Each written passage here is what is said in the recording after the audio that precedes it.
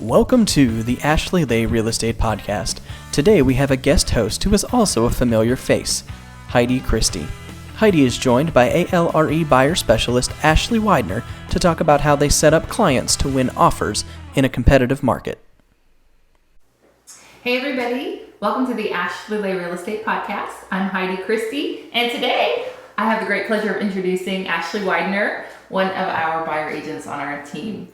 And today we're going to be talking about one of the kind of buzz topics in real estate right now, and that is this insane market and the multiple offer situations we're running into on all of our listings because of the low inventory. So we brought in one of our top buyer agents who has been winning lots and lots of offers and houses for your clients when you're competing with sometimes. I mean, have you ever been told the most that you competed with in one? Maybe a couple weeks ago it was one that they had 32 showings in 2 days. They had 15 offers on the table and we won. That's awesome. That's awesome. So we're going to talk about some of the strategies if you're out in this market or scared to enter this market because you've heard. Don't be scared. Exactly. We're going to educate you today on what to do to win that offer.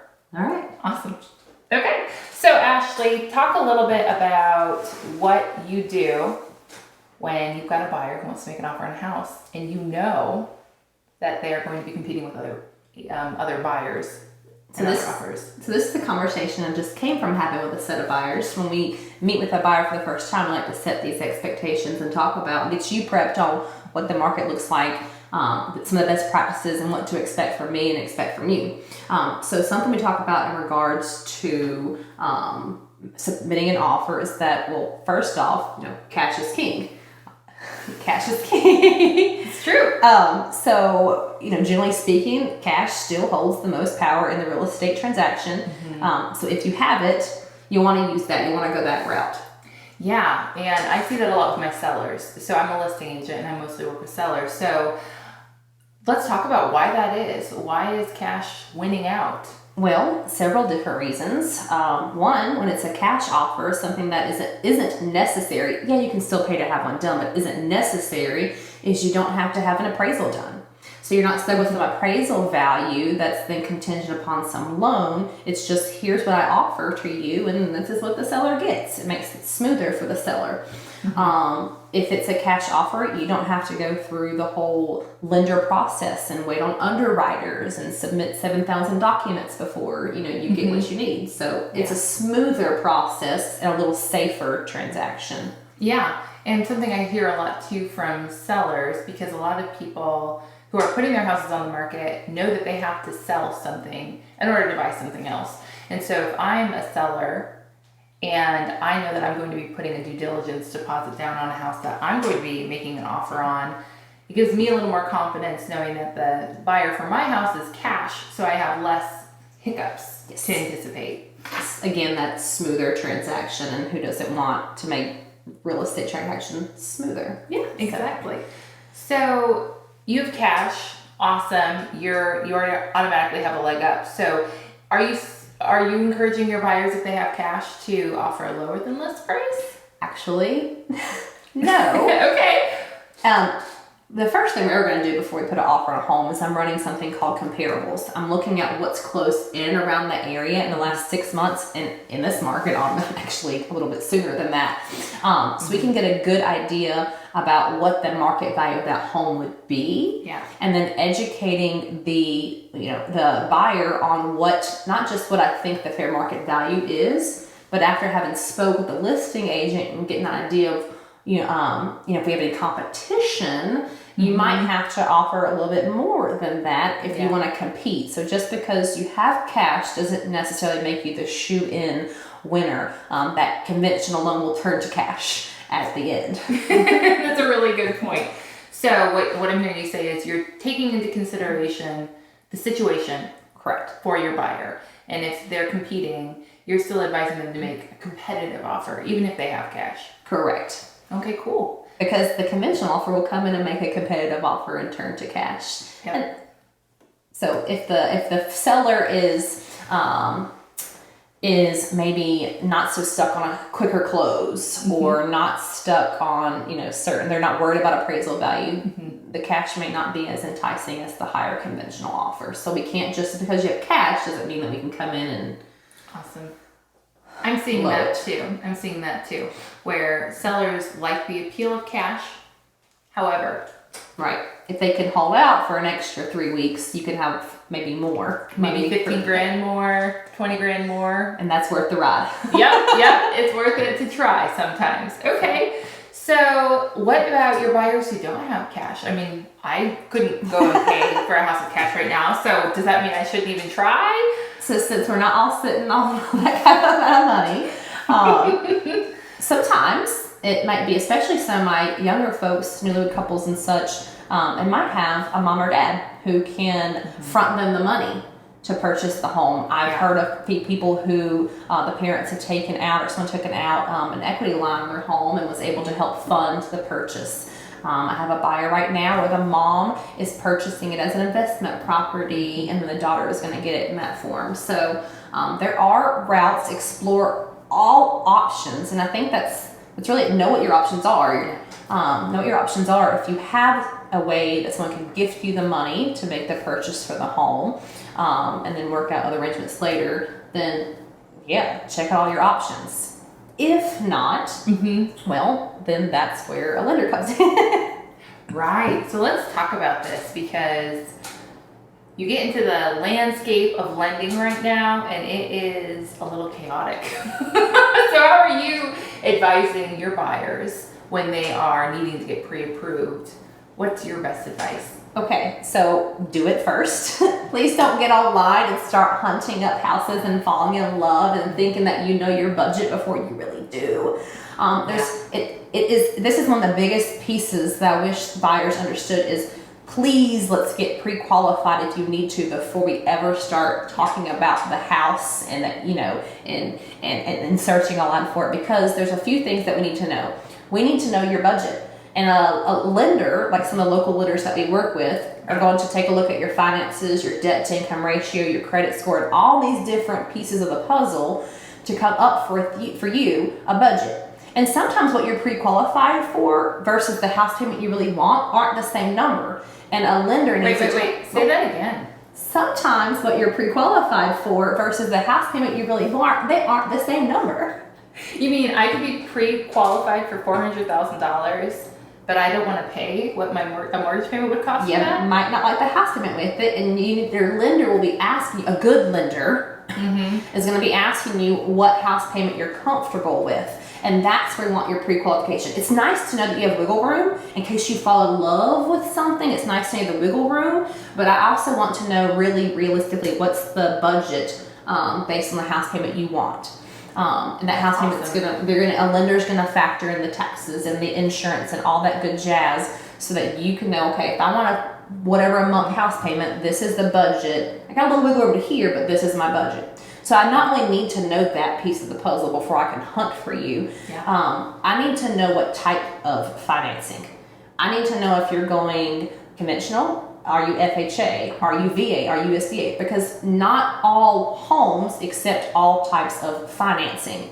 And I don't want to spend, however many days and hours looking at homes with you if you're an FHA buyer and you're only taking cash and conventional. Right. So let's talk about that. Let's pause there, because that I think is really important. And a lot of people, I feel, don't understand what the difference is between these kinds of loans. I didn't either. I get it. Yeah, and why a seller might be more inclined to take one over the other. So let's kind of talk about the pros and cons of that. So we've got, you don't have cash. Okay. You don't have any family members who can give you money.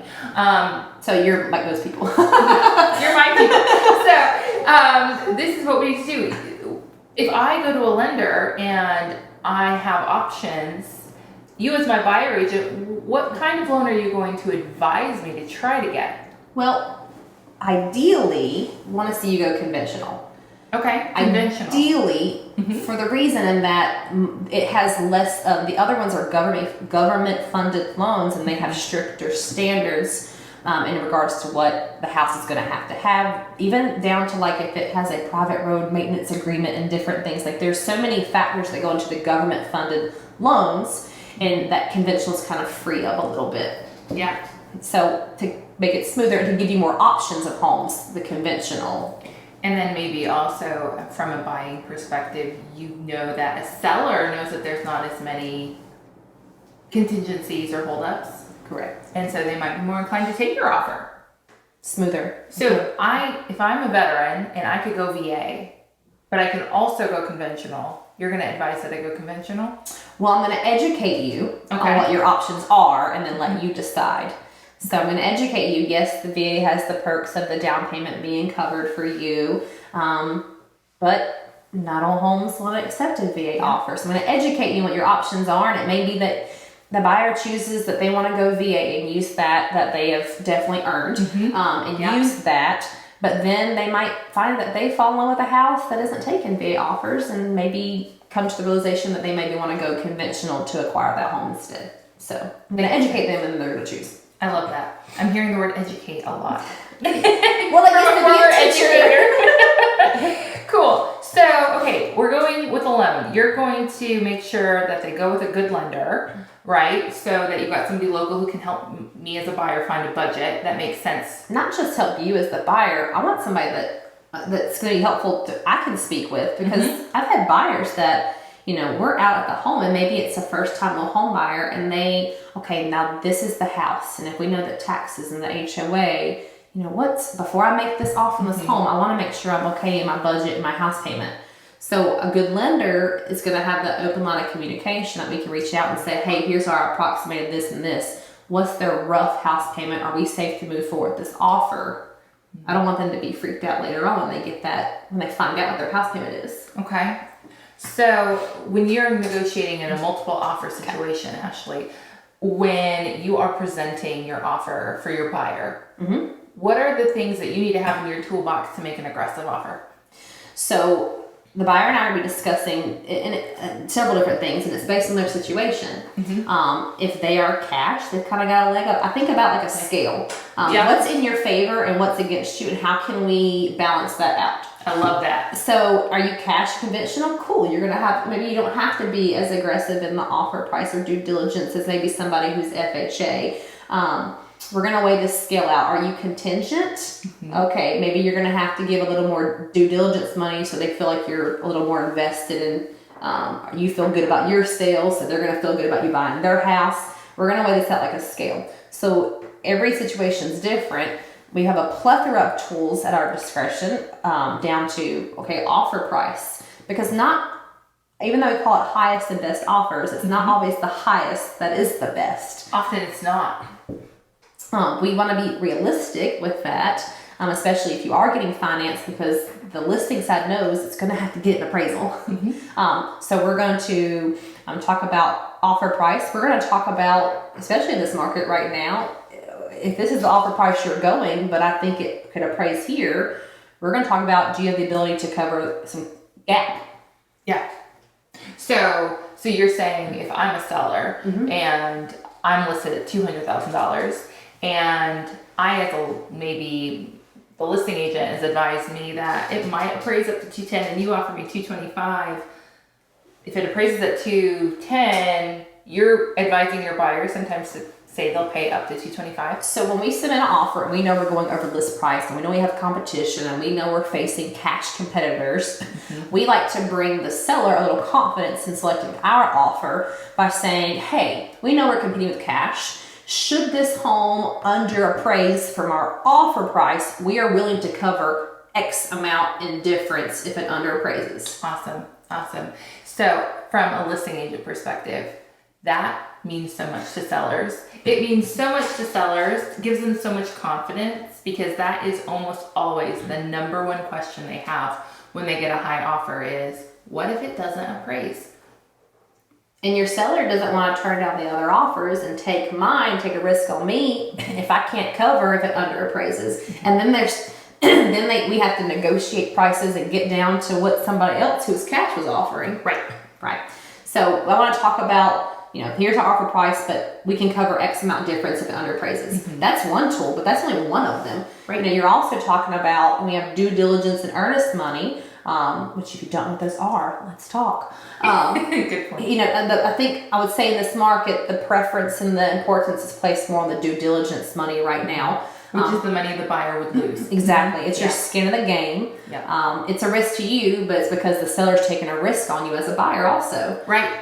You're turning down other offers to take ours, and we're going to give you money we might lose if we walk away, so we're all in this risk together. Yes. But that number is speaking volumes right now to sellers. It is. And I will say, where 2 years ago, we might have seen on a $200,000 house, maybe $1,000 to $2,000 in due diligence money. We're now seeing sometimes as high as $6,000, $8,000, $10,000 in due diligence. So if that makes you a little squeamish, it should. That's why you need to have a really good buyer agent to make sure that your assets are protected.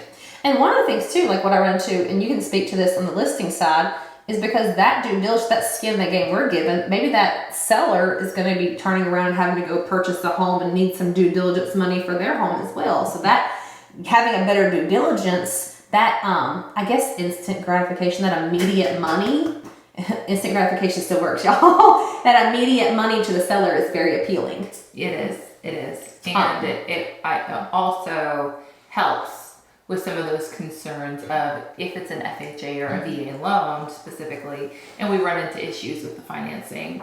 If it's high enough, the seller feels like that risk isn't too much. Right.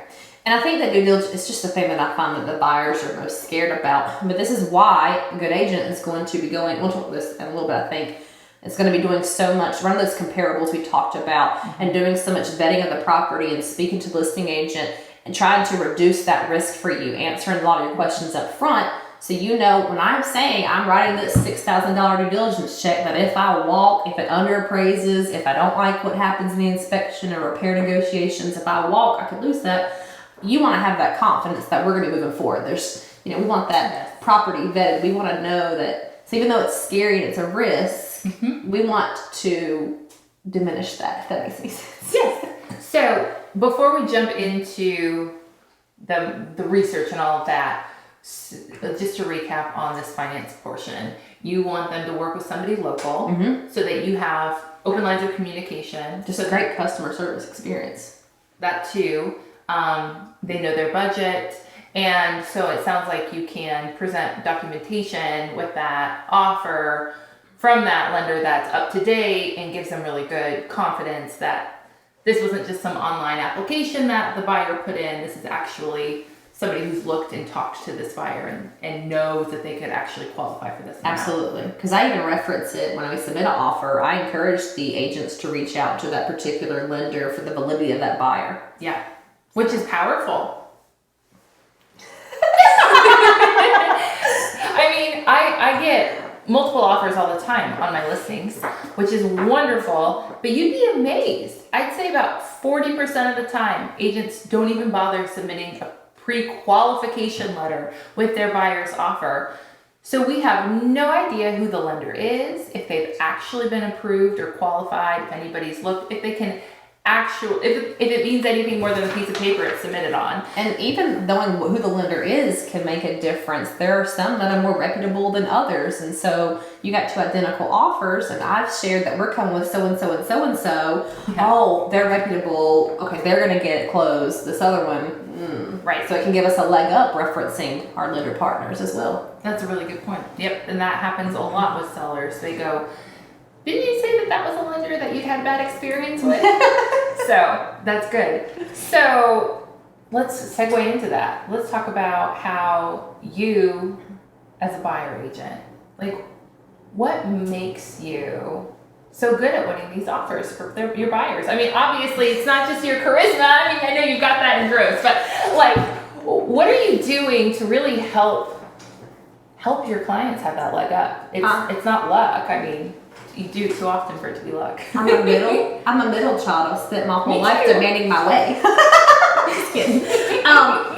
Well, it's knowing, what I tell folks is, this is the market, this is what it looks like. And if the game looks different, if it looks differently now, then you strategize differently. Mm-hmm. If there are this many agents going for this many homes, let's play the game differently.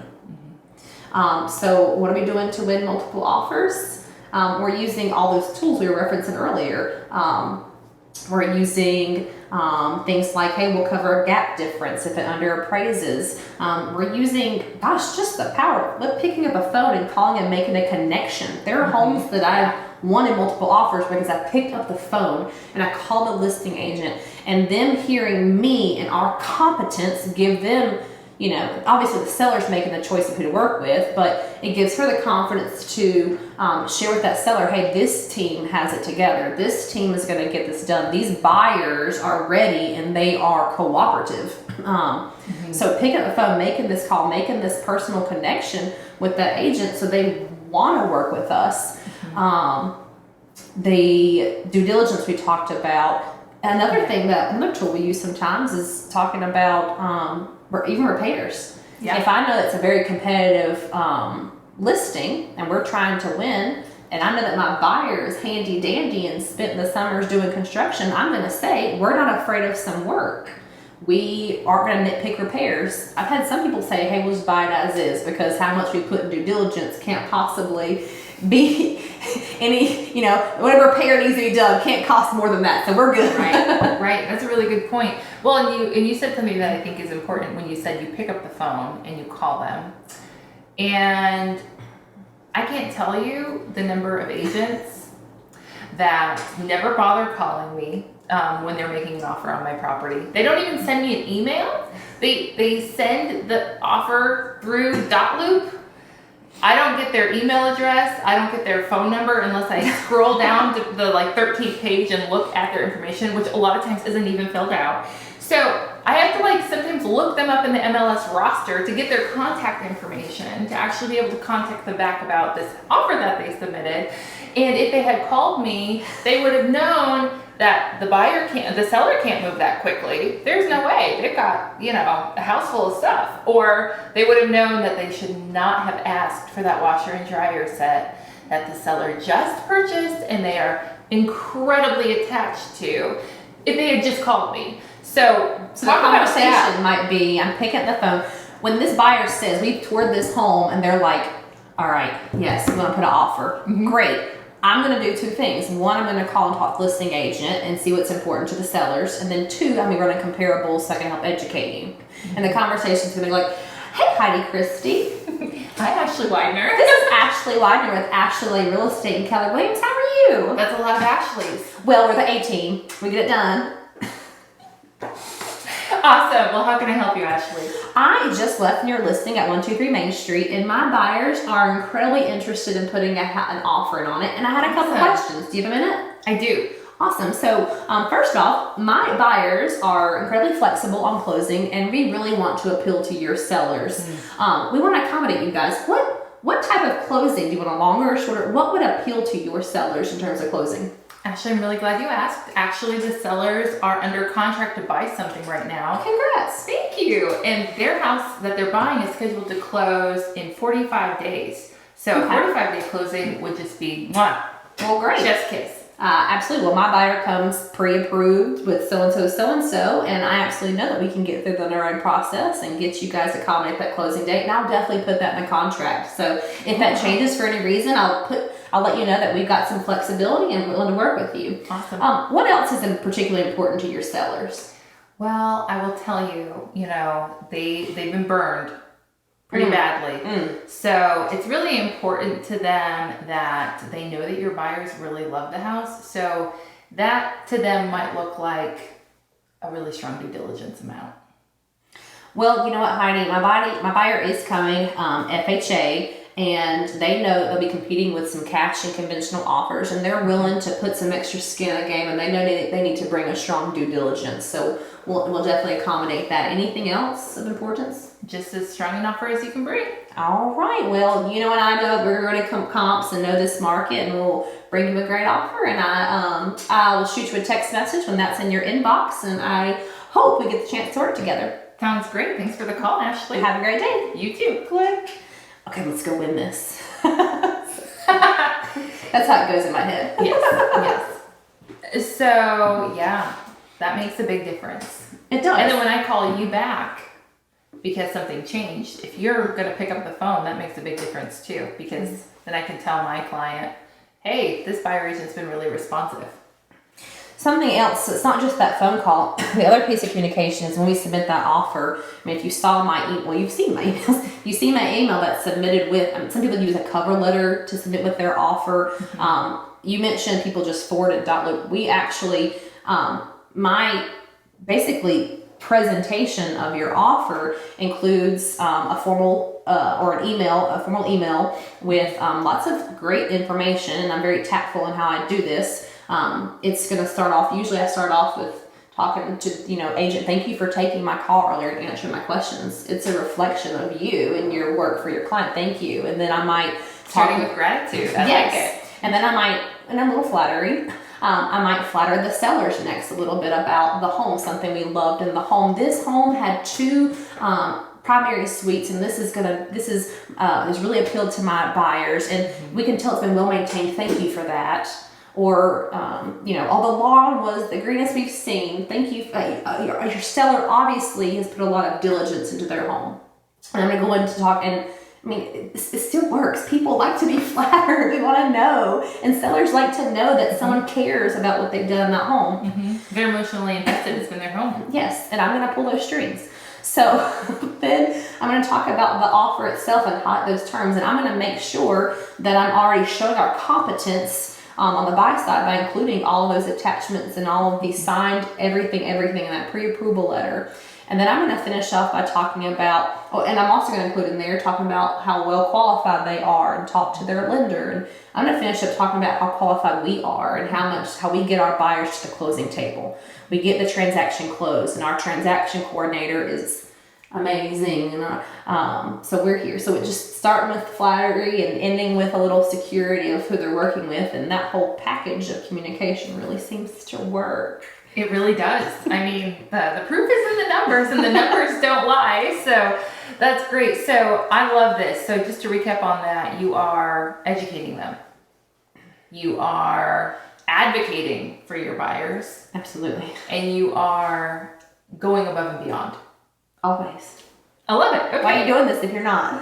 No, that's perfect. So let's, I guess, talk about how you make the process easiest for the seller at the to summarize this. Like, you've talked about how you're doing all this advocating for your buyer. So to flip.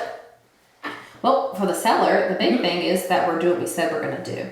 If we promise a smooth transaction, we're going to do everything we can. That means me having my ducks in a row, our team getting in touch with the inspectors or the closing attorneys and the lender and getting all the documents dispersed as they need to be and keeping all the plates spinning because we told that seller we were going to bring a smooth transaction to them. Yeah. We told them we weren't going to nitpick. So when that inspection report comes, we've talked to the inspector. We've looked at what is a major repair and what is minor, and we're not nitpicking. Just as we said, we weren't nitpicking. If there's something major to address, we're going to. Yeah. But I like to remind that, when we do have a repair to request, I like to say to the agent, hey, you can see on the inspection report, as we promised, we are not nitpicking, but we are asking you guys to repair A, B, C.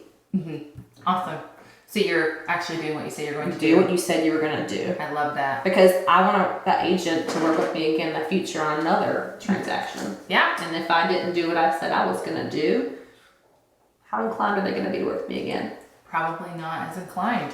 Yeah, absolutely. So what happens for you, Ashley, when on that rare occasion where I know it does, where your buyer doesn't win?